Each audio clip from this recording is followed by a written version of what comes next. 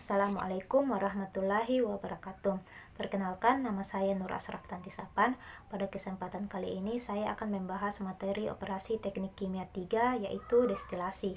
Baik, langsung saja pada slide pertama, yaitu di sini ada materi. Terdapat 5 materi yang tersedia. Yang pertama, prinsip dasar pemisahan. Proses pemisahan dalam OTK didasarkan pada perbedaan sifat fisik atau kimia dari komponen dalam suatu campuran. Beberapa sifat utama yang dimanfaatkan adalah titik didih, titik beku, ukuran partikel, densitas, serta afinitas terhadap fase tertentu. Berbagai metode seperti destilasi, filtrasi, kristalisasi, kromatografi, sentrifugasi, dan absorpsi digunakan untuk memisahkan atau memurnikan campuran dengan tujuan menghasilkan komponen yang diinginkan secara efektif. Yang kedua itu ada destilasi. Destilasi adalah metode pemisahan yang menggunakan panas untuk memisahkan komponen dalam campuran berdasarkan perbedaan titik didih. Proses ini melibatkan penguapan dan kondensasi berulang, dengan komponen yang lebih volatil menjadi destilat, sedangkan komponen dengan titik didih lebih tinggi menjadi residu. Sistem destilasi dapat ditingkatkan efisiensinya dengan sistem reflux, yaitu mengembalikan sebagian produk ke dalam kolom destilasi. Yang ketiga ada ekstraksi cair-cair. Ekstraksi cair-cair adalah metode pemisahan yang memanfaatkan pelarut untuk menarik komponen tertentu dari campuran cair. Proses ini bergantung pada pemilihan pelarut yang tepat dengan koefisien distribusi yang baik untuk meningkatkan efisiensi pemisahan. Metode ini banyak diterapkan di industri farmasi, petrokimia, dan pemurnian bahan kimia. Yang keempat itu ada leaching padat cair. Leaching adalah proses pelarutan komponen dari padatan menggunakan pelarut cair. Parameter penting yang memengaruhi leaching meliputi ukuran partikel, waktu kontak, dan sifat pelarut. Proses ini banyak digunakan dalam ekstraksi logam dari biji atau minyak dari biji tanaman, serta pemurnian produk lainnya. Yang terakhir itu ada absorpsi dan adsorpsi. Absorpsi adalah penyerapan gas ke dalam cairan, sedangkan adsorpsi adalah penyerapan molekul pada permukaan padatan. Dalam absorpsi, efisiensi dipengaruhi oleh kelarutan gas dalam cairan, sedangkan dalam adsorpsi molekul dapat menempel secara fisik atau melalui reaksi kimia. Kedua metode ini banyak digunakan dalam pemurnian udara, penghilangan polutan, dan pemisahan gas. Selanjutnya, ada prinsip dasar pemisahan atau separation dalam operasi teknik kimia yang memanfaatkan perbedaan sifat material. Yang pertama di sini ada perbedaan sifat material yang dimanfaatkan. Pemisahan dilakukan berdasarkan perbedaan beberapa sifat molekular atau fisik dari komponen dalam campuran, seperti titik didih atau boiling point, di mana komponen dengan titik didih lebih rendah dapat dipisahkan menggunakan proses distilasi. Selanjutnya ada titik beku atau freezing point, digunakan dalam kristalisasi untuk memisahkan komponen yang membentuk padatan pada suhu tertentu. Selanjutnya ada ukuran partikel atau particle size, digunakan dalam filtrasi untuk memisahkan partikel padat dari cairan atau gas berdasarkan perbedaan ukuran. Selanjutnya ada afinitas terhadap fase stasioner, digunakan dalam kromatografi untuk memisahkan komponen berdasarkan interaksi dengan media stasioner. Selanjutnya ada densitas, dimanfaatkan dalam sentrifugasi untuk memisahkan komponen berdasarkan perbedaan massa jenis. Yang terakhir ada afinitas selektif terhadap partikel padat, digunakan dalam absorpsi untuk menarik molekul tertentu ke permukaan padatan. Selanjutnya ada proses-proses pemisahan. Berdasarkan sifat-sifat terdapat beberapa metode pemisahan utama. Yang pertama itu ada destilasi, memisahkan komponen cairan berdasarkan perbedaan titik didihnya. Selanjutnya ada kristalisasi, yaitu membentuk padatan dari larutan dengan mengurangi kelarutan, biasanya melalui pendinginan atau penguapan pelarut. Selanjutnya ada filtrasi, di mana filtrasi ini menggunakan perbedaan ukuran partikel untuk memisahkan fase padat dari cairan atau gas.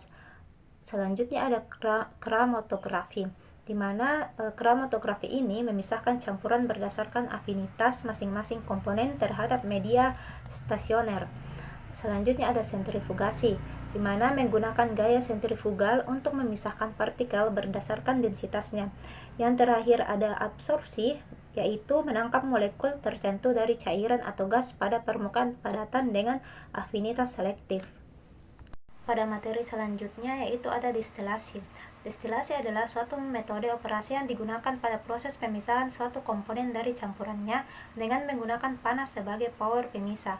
Di sini ada gambar dari kolom destilasi. Adapun komponen-komponen yang pertama itu destilasi kolom, di mana tempat utama di mana proses pemisahan campuran dilakukan berdasarkan perbedaan titik didih komponen. Campuran umpan feed masuk ke kolom dan terpisah menjadi fraksi atas atau overheat produk dan fraksi bawah atau bottom produk. Selanjutnya di sini ada umpan feed, di mana umpan masuk ke tengah kolom. Umpan biasanya berupa cairan atau campuran air gas. Selanjutnya ada vapor dan liquid. Di dalam kolom, cairan mengalir ke bawah melalui tray plate atau packing, sedangkan uap bergerak ke atas. Interaksi ini memungkinkan proses penguapan dan kondensasi berulang untuk memisahkan komponen. Selanjutnya ada reflux drum, di mana tangki untuk mengumpulkan produk atas atau overheat setelah dikondensasikan. Sebagian cairan dari reflux drum dipompa kembali ke kolom sebagai reflux untuk meningkatkan efisiensi pemisahan. Selanjutnya ada kondensor. Kondensor ini untuk mendinginkan uap dari bagian atas kolom menjadi cairan. Produk overheat yang dihasilkan adalah fraksi ringan atau komponen dengan titik didih lebih rendah. Selanjutnya ada reflux. Sebagian produk overheat yang dikembalikan ke kolom untuk menjaga keseimbangan termodinamika dan meningkatkan pemisahan. Selanjutnya di sini ada off gas, di mana off gas ini adalah gas yang tidak terkondensasi di atas kolom dilepaskan sebagai off gas. Selanjutnya ada kettle reboiler. Alat yaitu alat pemanas di dasar kolom yang menguapkan sebagian cairan atau bottom liquid untuk menghasilkan uap. Uap ini naik ke atas kolom untuk melanjutkan proses pemisahan. Selanjutnya ada steam to and from reboiler. Untuk steam untuk digunakan sebagai sumber panas untuk reboiler. Selanjutnya ada bottom produk. Bottom produk ini untuk produk cairan berat yang tidak menguap keluar dari dasar kolom. Selanjutnya ada pemisahan secara distilasi dapat dilakukan jika yang pertama mempunyai sifat penguapan relatif tinggi. Artinya penguapan relatif yang tinggi antara komponen memastikan perbedaan kecenderungan masing-masing komponen untuk menguap sehingga pemisahan menjadi lebih efisien. Yang kedua, mempunyai perbedaan titik didih yang cukup besar. Maksudnya itu, jika perbedaan titik didih antara komponen signifikan, pemisahan lebih mudah dilakukan, karena komponen dengan titik didih lebih rendah akan lebih cepat menguap dibandingkan yang lainnya. Yang terakhir ada tidak membentuk campuran azeotrop. Maksudnya, campuran azeotrop ini memiliki titik didih tetap, sehingga komponen-komponennya tidak dapat dipisahkan sepenuhnya dengan distilasi konvensional. Untuk campuran azeotrop, teknik khusus seperti distilasi azeotropik atau penambahan zat lain diperlukan. Ketiga faktor ini penting untuk memastikan efisiensi dan keberhasilan proses distilasi. Selanjutnya di sini ada gambar peralatan distilasi batch yang merupakan salah satu metode distilasi di mana proses pemisahan dilakukan secara bertahap pada satu kali pengisian campuran. Berikut adalah penjelasan singkat mengenai komponen utama pada alat ini. Yang pertama itu ada labu didih pada nomor 15, yaitu tempat campuran cairan yang akan didistilasi. Yang kedua ada pemanas pada nomor 14, digunakan untuk memanaskan labu didih sehingga campuran cairan menguap. Selanjutnya ada termometer pada nomor 4, mengukur suhu uap yang keluar, membantu memastikan bahwa komponen yang diinginkan telah menguap. Selanjutnya ada kolom fraksinasi pada nomor 3, di mana tempat terjadinya proses pemisahan uap berdasarkan perbedaan titik didihnya. Selanjutnya ada kondensor pada nomor 5, yaitu mendinginkan uap menjadi cair kembali atau kondensasi. Selanjutnya ada saluran air masuk pada nomor 6, yaitu mengalirkan air dingin ke kondensor. Selanjutnya ada saluran air masuk pada nomor 7, yaitu mengalirkan air panas keluar dari kondensor. Selanjutnya pada nomor 8 ada labu penampung, yaitu menampung cairan hasil distilasi atau destilat. Pada nomor 10 ada adaptor, yaitu bertugas untuk menghubungkan kondenser ke labu penampung. Pada nomor 16 itu ada bak pendingin, berisi air atau es untuk menjaga suhu labu penampung tetap rendah. Yang terakhir pada nomor 13 yaitu pemanas listrik, yaitu sebagai sumber energi untuk memanaskan campuran dalam labu.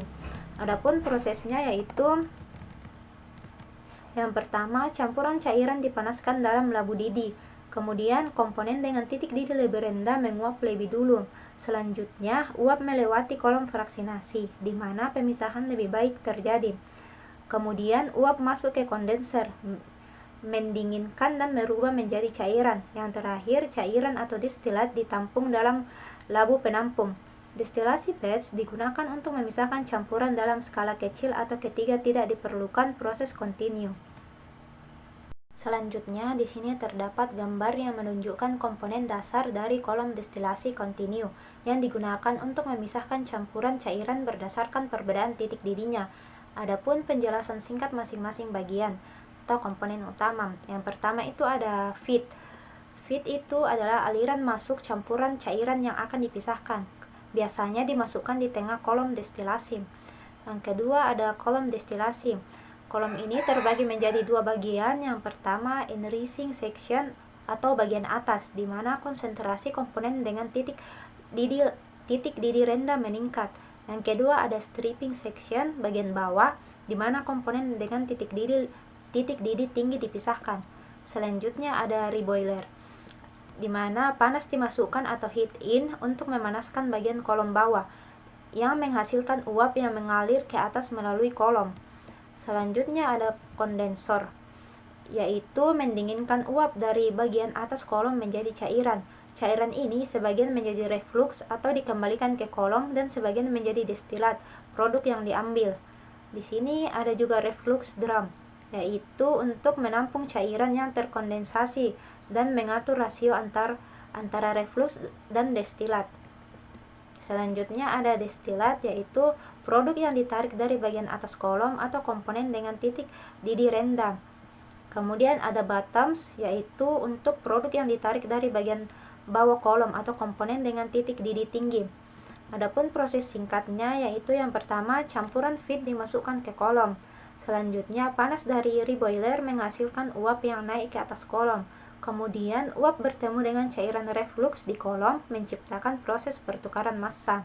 Kemudian komponen dengan titik didih rendah naik ke atas, sementara yang lebih tinggi tetap di bawah.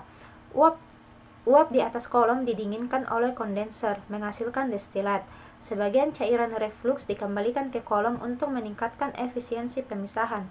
Gambar ini menggambarkan destilasi kontinu yang umum digunakan dalam industri kimia dan petrokimia. Selanjutnya ada peningkatan efisiensi pemisahan dalam destilasi dapat dilihat dari dua sudut pandang. Yang pertama ada jumlah stage ideal berkurang. Artinya, jika efisiensi stage meningkat, maka untuk mencapai kemurnian produk yang sama, jumlah stage, tray atau packet height yang diperlukan menjadi lebih sedikit. Artinya, proses lebih hemat energi dan biaya. Yang kedua ada kemurnian produk lebih tinggi. Artinya, jika jumlah stage ideal tetap, peningkatan efisiensi memungkinkan produk yang dihasilkan memiliki kemurnian lebih tinggi tanpa menambahkan peralatan atau energi. Kedua aspek ini menunjukkan pentingnya meningkatkan efisiensi stage untuk mengoptimalkan proses destilasi. Ini terdapat dua gambar. Gambar pertama yaitu sebuah kolom destilasi sederhana. Adapun komponen utamanya sebagai berikut. Yang pertama ada tray 1 dan tray 2. Ini adalah baki-baki dalam kolom destilasi. Baki ini berfungsi sebagai tempat terjadinya kontak antara uap, vapor, dan cairan liquid, sehingga terjadi proses pemisahan komponen berdasarkan titik didihnya. Selanjutnya di sini ada reboiler. Reboiler ini adalah alat pemanas yang terletak di bagian bawah kolom.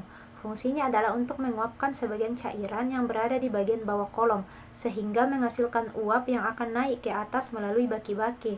Kemudian di sini ada vapor. Vapor adalah untuk uap yang dihasilkan oleh reboiler dan dari proses penguapan pada baki-baki.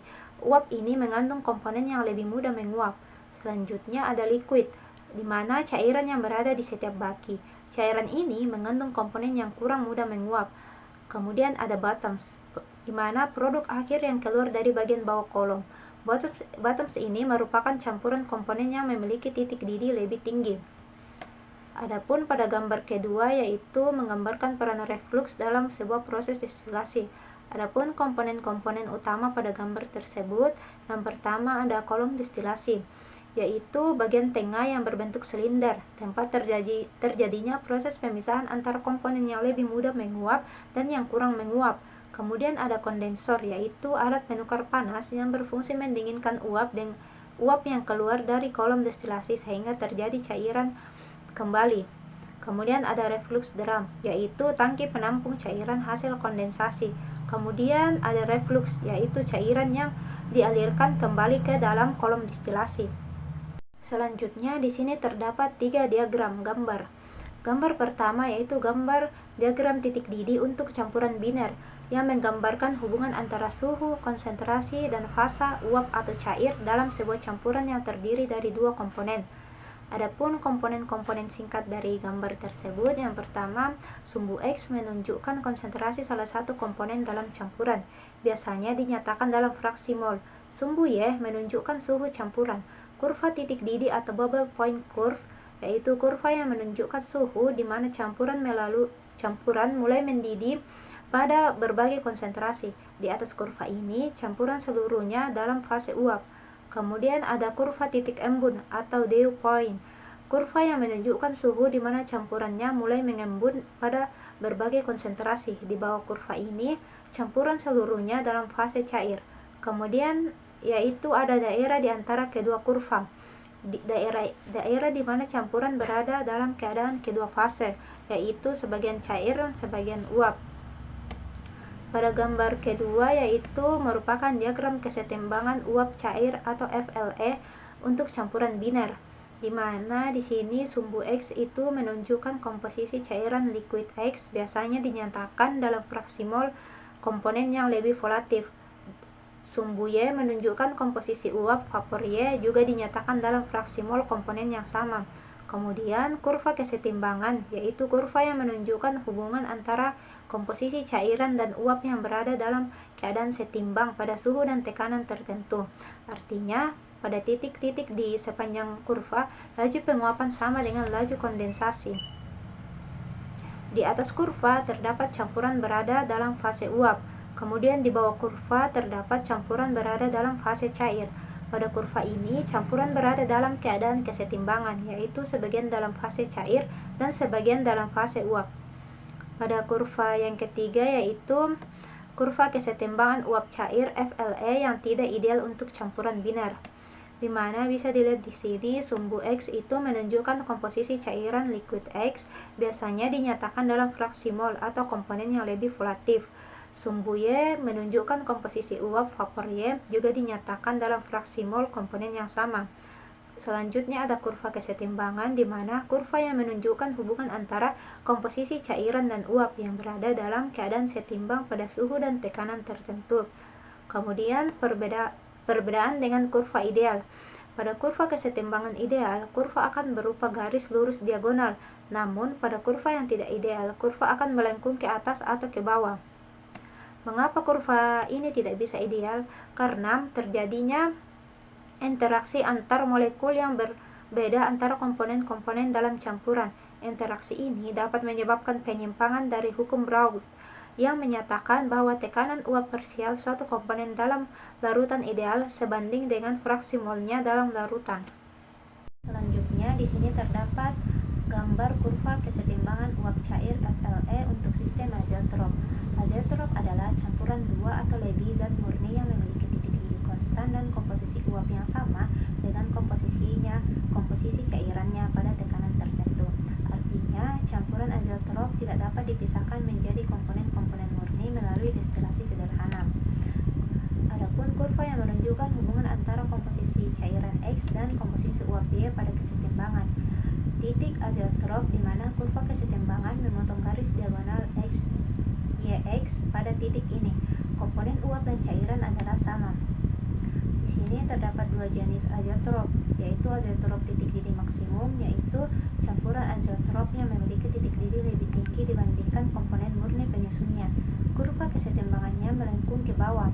Selanjutnya ada azeotrop titik didih minimum, yaitu campuran azeotrop yang memiliki titik didih lebih rendah dibandingkan komponen murni penyusunnya. Kurva kesetimbangannya melengkung ke atas. Selanjutnya di sini terdapat 3 gambar.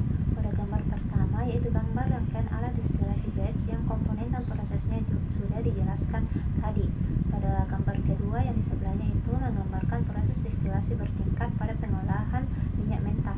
Proses ini disebut bertingkat karena terdapat banyak tingkat suhu di dalam kolom destilasi dan setiap tingkat akan menghasilkan fraksi produk yang berbeda berdasarkan titik didihnya. Tujuan dari destilasi bertingkat ini yaitu untuk memisahkan komponen-komponen dalam minyak mentah berdasarkan perbedaan titik didihnya dan untuk mendapatkan berbagai produk yang bermanfaat dari minyak mentah seperti bahan bakar, pelumas, dan bahan bakar industri petrokimia. Dan pada gambar terakhir yaitu menunjukkan alat dan proses destilasi sederhana, di mana campuran yang akan dipisahkan dimasukkan ke dalam labu destilasi. Kemudian campuran dipanaskan hingga mendidih. Komponen yang lebih mudah menguap akan menguap terlebih dahulu. Selanjutnya, uap naik melalui leher labu destilasi dan masuk ke dalam kondensor. Di dalam kondensor, uap didinginkan oleh air mengalir sehingga mengembun menjadi cairan. Kemudian, cairan hasil kondensasi atau destilat akan menetes dan tertampung dalam labu penampung. Kemudian, pada akhirnya komponen yang kurang mudah menguap akan tertinggal dalam labu destilasi. Kemudian di sini ada flash distillation atau destilasi satu tahap kontinu. Apa itu flash drum? Flash drum adalah sebuah bejana proses yang digunakan untuk memisahkan campuran fluida menjadi 2 fase, yaitu fase uap dan fase cair, dengan memanfaatkan perbedaan titik didih komponen-komponen dalam campuran tersebut. Adapun gambar ini menggambarkan sebuah proses yang dikenal sebagai flash drum atau drum kilat dalam konteks destilasi tahap 1. Cara kerjanya yaitu yang pertama pemanasan awal atau preheating. Campuran umpan feed yang akan dipisahkan terlebih dahulu dipanaskan dalam sebuah preheater. Proses pemanasan ini bertujuan untuk meningkatkan energi internal campuran sehingga sebagian komponen yang lebih volatil atau mudah menguap akan berubah fasa menjadi uap. Yang kedua itu ada pengurangan tekanan, yaitu setelah dipanaskan, campuran kemudian dialirkan ke dalam flash drum. Di dalam flash drum, tekanan tiba-tiba dikurangi. Penurunan tekanan ini menyebabkan sebagian komponen yang telah berubah menjadi uap akan terus menguap, sementara komponen yang kurang volatil akan tetap dalam fase cair. Yang terakhir ada pemisahan fase, yaitu karena perbedaan densitas antara fase uap dan cair, maka keduanya akan terpisah di dalam flash drum. Uap yang lebih ringan akan bergerak ke bagian atas drum dan keluar melalui saluran terpisah, sedangkan cairan yang lebih berat akan mengendap di bagian bawah drum dan keluar melalui saluran yang berbeda. Adapun persamaan dari min L per V, yaitu persamaan ini menyatakan bahwa kemiringan atau slope garis operating line pada diagram kesetimbangan uap cair sama dengan negatif dari perbandingan laju alir molar cairan atau L terhadap laju alir molar uap. Terus ada F per V kali F sama dengan persamaan ini menyatakan bahwa titik potong sumbu Y atau Y intercept dari garis operasi adalah hasil kali antara fraksi mol komponen dalam umpan atau XF dengan perbandingan laju alir molar umpan F terhadap laju alir molar uap V. Selanjutnya yang terakhir ada menggambarkan analisis grafis dari proses destilasi flash. Adapun elemen-elemen penting dari gambar yaitu yang pertama ada kurva kesetimbangan atau equilibrium kurva, yaitu kurva ini menunjukkan hubungan antara komposisi uap Y dan komposisi cairan X yang berada dalam kesetimbangan pada suhu dan tekanan tertentu. Selanjutnya ada garis operasi atau operating line, yaitu garis ini menggambarkan hubungan antara komposisi uap yang keluar dari flash drum Y dan komposisi cairan yang keluar dari flash drum X. Kemiringan garis operasi ditentukan oleh perbandingan laju alir molar cairan dan uap. Kemudian ada titik komposisi setelah flash, di mana titik Garis operasi memotong kurva kesetimbangan menunjukkan komposisi uap Y dan cairan X yang keluar dari flash drum pada kondisi operasi tertentu. Yang terakhir ada garis Y sama dengan X, yaitu garis ini menunjukkan kondisi di mana komposisi uap sama dengan komposisi cairan. Adapun proses destilasi flash yang pertama yaitu ada campuran umpan, di mana campuran yang akan dipisahkan dimasukkan ke dalam flash drum. Kedua, ada pengurangan tekanan.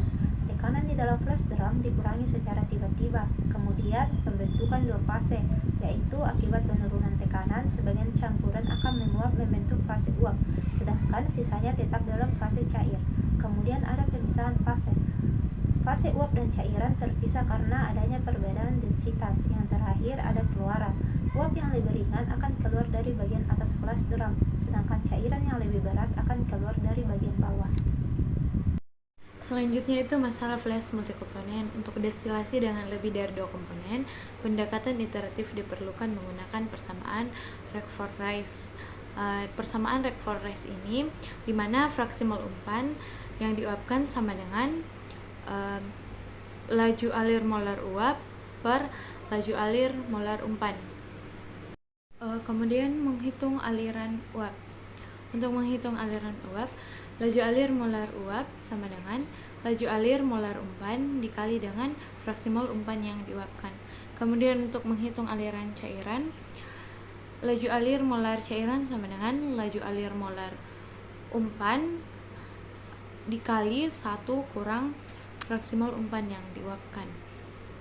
Adapun jenis-jenis perhitungan kesetimbangan fase dapat dilihat pada tabel di atas ini. Perhitungan kesetimbangan fase untuk hukum Raoult-Wiener, di mana bubble point adalah suhu di mana suatu campuran mulai menguap atau pertama kali terbentuk sebuah gelembung uap di permukaan cairan. Campuran pada kondisi ini adalah campuran cair jenuh. Adapun rumus untuk mencari bubble point yaitu sigma YI sama dengan 1 atau sigma KI kali XI sama dengan 1. Adapun dew point adalah suhu di mana suatu campuran pertama kali mengembun. Campuran pada kondisi ini adalah uap jenuh. Rumus dari dew point untuk mencari dew point yaitu sigma XI sama dengan 1 atau sigma YI per KI sama dengan 1. Hukum Raoult-Wiener ini dapat diselesaikan dengan iterasi temperatur, di mana mengubah tekanan uap jenuh hingga tekanan sama dengan tekanan yang diketahui. Hukum Raoult-Wiener untuk mencari bubble temperatur, sigma YI sama dengan 1 atau sigma KI kali XI sama dengan 1 atau P sama dengan X1 kali P1 tekanan uap jenuh ditambah X2 kali P2 tekanan uap jenuh. Sedangkan untuk dew temperatur, sigma XI sama dengan 1 atau sigma YI per KI sama dengan 1 atau P sama dengan 1 per Y1 per P1 tekanan uap jenuh ditambah Y2 per P2 tekanan uap jenuh, mana fase uap dan cair dalam kesetimbangan. Dasar dari perhitungan binary flash ini yaitu neraca massa total F sama dengan L tambah V, di mana F sama dengan aliran umpan, L sama dengan aliran cairan, dan V sama dengan aliran uap dalam konsentrasi molar.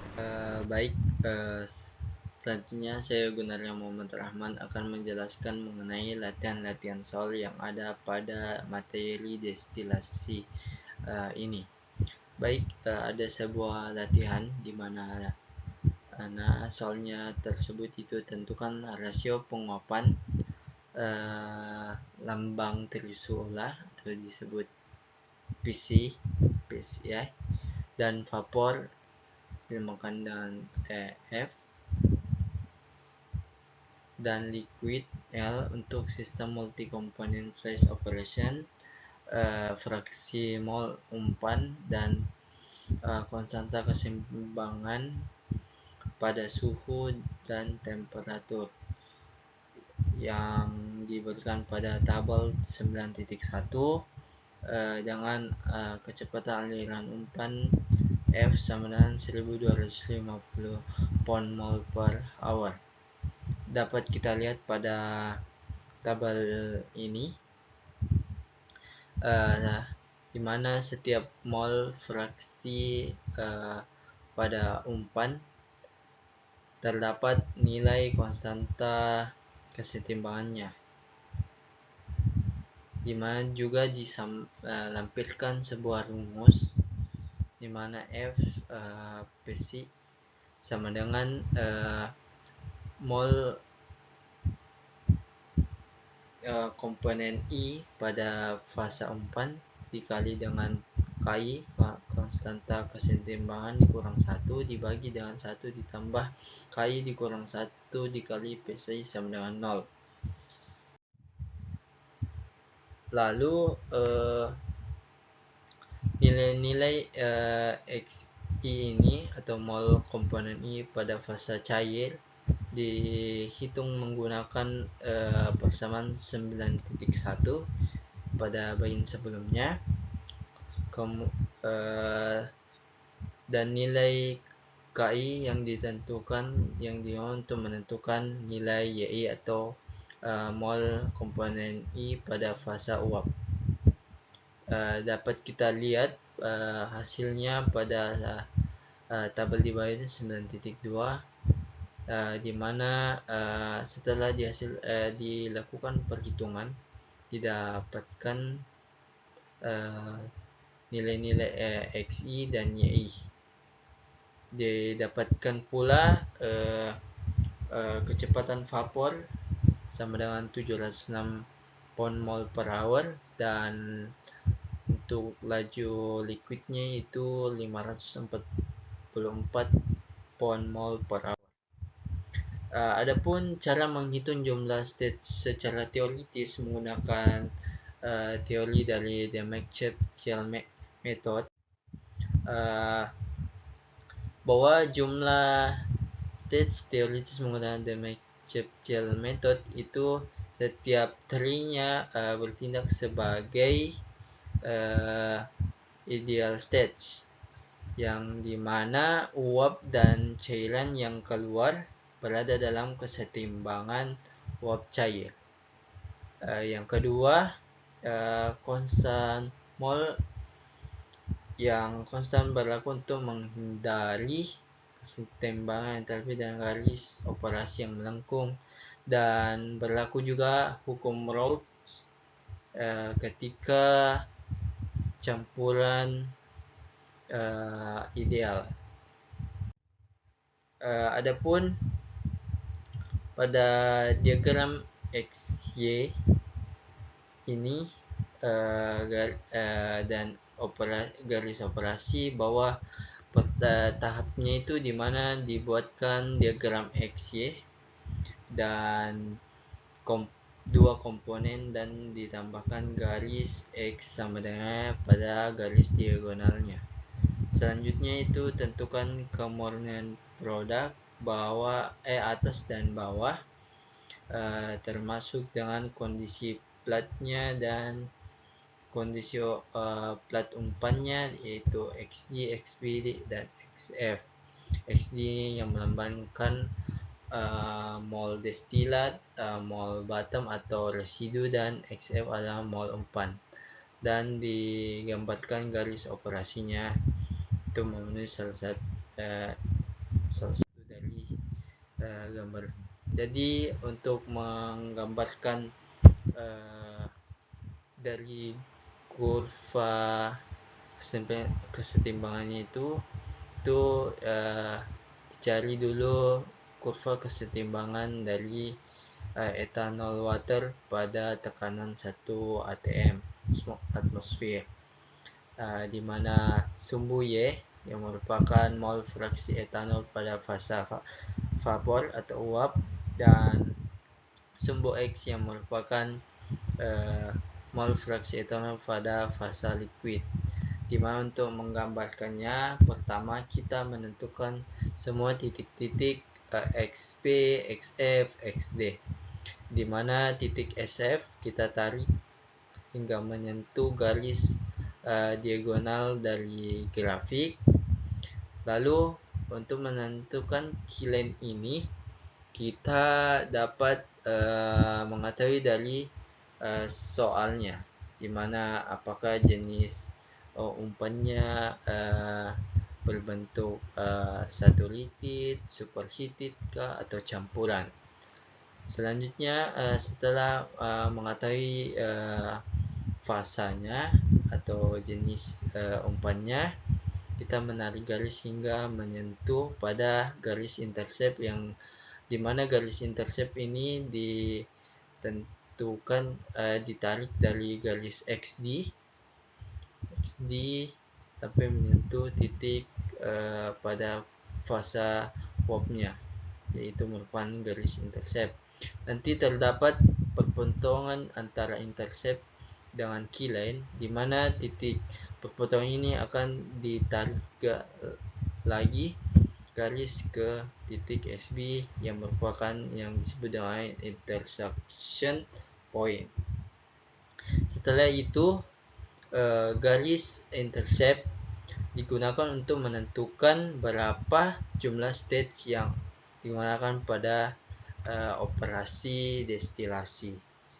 Jadi cara menentukannya itu ditarik garis dari titik XD sampai menyentuh kurva kesetimbangan, garis kesetimbangan ini yang melengkung, lalu ditarik ke bawah hingga menyentuh garis intercept.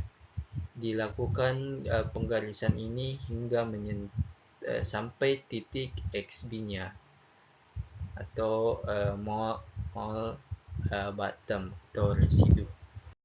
Selanjutnya ini merupakan bagian sebelumnya, namun ini hanyalah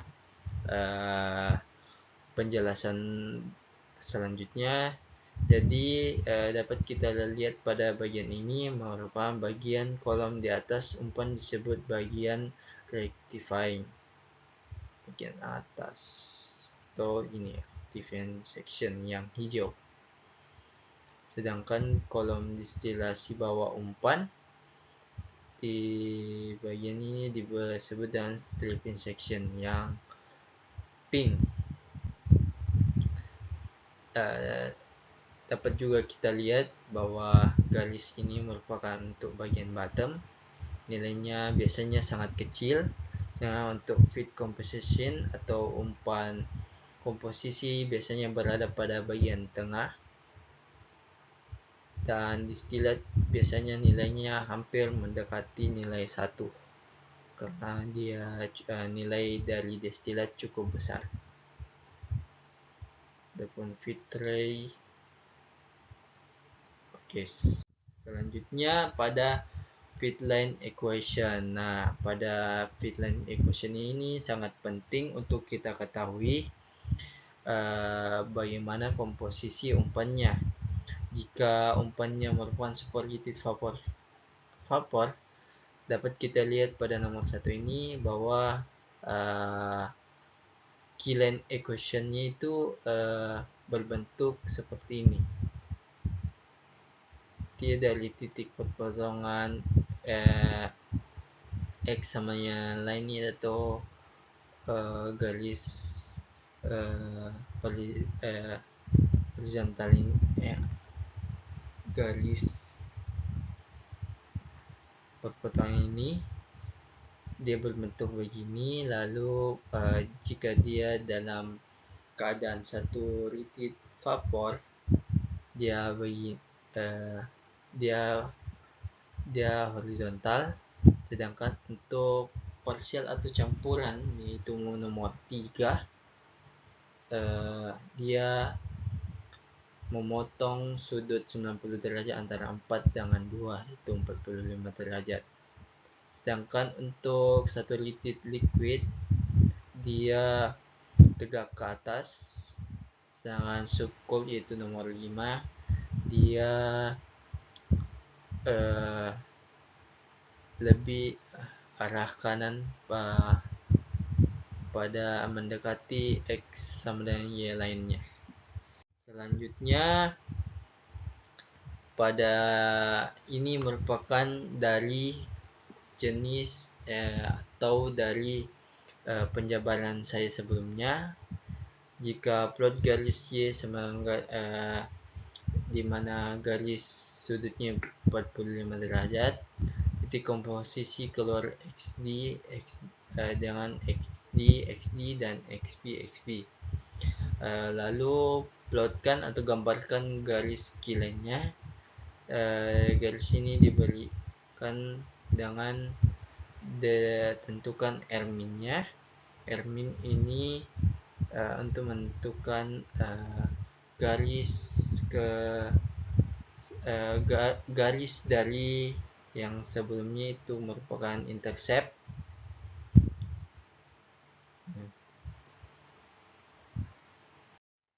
Selanjutnya ini merupakan persamaan yang dibuat untuk menentukan reflux ratio, di mana RD yang merupakan reflux untuk destilat disebutkan sama dengan L per D atau sama dengan F V dikurang D dibagi D, dan RV sama L dibagi V F V sama dengan L dibagi L ditambah D, dimana didapatkan persamaan Y sama dengan N tambah 1 sama dengan Ln dibagi Ln ditambah D dikali Xn ditambah dxd dibagi dengan L ditambah D, dimana persamaan ini dibagi dengan D untuk menghilangkan D-nya. Lalu didapatkan lagi persamaan yang baru, yaitu Y ditambah Yn ditambah 1 sama dengan Rd dibagi dengan Rd ditambah 1 dikali Xn ditambah Xd Rd tambah 1, dimana persamaan ini membentuk satu di mana persamaan yaitu dimana slope-nya yang merupakan Rd dibagi Rd tambah 1 sama dengan L dibagi V, dan intercept-nya itu merupakan Xt dibagi Rd ditambah 1. Jadi adapun contoh soal berikutnya ini, ya, di mana contoh soal di bawah ini bahwa kolom distilasi dirancang untuk memisahkan campuran benzen dolan yang mengandung 30% mol benzen. Hasil puncak diinginkan itu mengandung 90%, dan tentunya langsung saja pada ini kita membuat garis atau kurva kesetimbangan dari benzen toluen pada tekanan 1 atmosfer. Kita biasanya bisa membuatnya pada Excel ataupun secara manual menggunakan kertas grafik. Baik, adapun cara penyelesaiannya itu siapkan diagram XE, yaitu diagram yang bisa kita buat dengan secara manual ataupun dicari dengan secara Excel. Lalu nomor 2 itu tentukan titik umpan, yaitu XF, XD, dan XB. Garis sesuai komponen yang diketahui. Baru menggambarkan garis Q dari XF yang sesuai yang saja. Karena yang tadi lalu kita langkahi langsung pada nomor lain, yaitu melakukan hitung R-min menggunakan persamaan Y sama dengan XD dibagi R-min ditambah 1. Karena diketahui di soal R-nya sama dengan 1,5 dikali R-min dan intercept Y, maka selanjutnya kita buat penyelesaian. Jadi penyelesaiannya sesuai dari penjelasan sebelumnya, bahwa kita menentukan dulu semua titik dari XW, XF, dan XD, di mana XF ini untuk menentukan garis Q-line-nya. Lalu di sini karena sebelumnya belum diketahui berapa intercept sebenarnya, maka kita mencari intercept sementaranya, di mana intercept sementara ditandai dengan garis putus-putus ini. Lalu kita cari dari dengan kilennya, karena diketahui pada soal sebelumnya bahwa fasa atau komposisi dari umpannya itu campuran, maka garisnya dia membentuk sudut 45 derajat. Selanjutnya, ketika sudah kita ketahui, maka Ermin tersebut yang dari garis intercept sementara ini, kita mengetahui intercept sebenarnya yang merupakan garis hijau ini.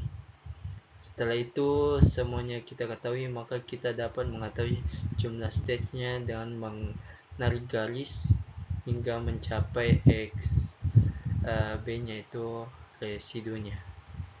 Untuk membaca berapa jumlah, kita menghitung jumlah tegak dari berapa garis yang sudah dibuat, yaitu 1, 2, 3, 4, 5, 6, 7, 8, 9. Jadi terdapat 9 stage pada gambar ini. Jadi ini cara menghitung yang sebelumnya saya katakan bahwa intercept sebelumnya itu atau sementaranya yang kita tarik menggunakan garis putus-putus, nah didapatkan interceptnya itu 0,25, lalu dimasukkan pada rumus ini, didapatkan R-nya 2,48. Karena untuk menghitung intercept yang baru atau yang merupakan yang sebenarnya, maka rumusnya itu R yang sudah diketahui dari soal, R sama dengan 1,5 dikali R min, yang R min dari mana 2,48, didapatkan hasil perhitungan itu 3,7. Maka digunakan lagi rumus yang sebelumnya ini untuk menentukan garis Y-nya. Didapatkan garis Y itu 0,19. Jadi yang saya jabarkan setelah untuk menentukan jumlah stage-nya itu dari jumlah tegak garis yang terbentuk. Jadi itu yang dibutuhkan adalah 9 stage. Terima kasih.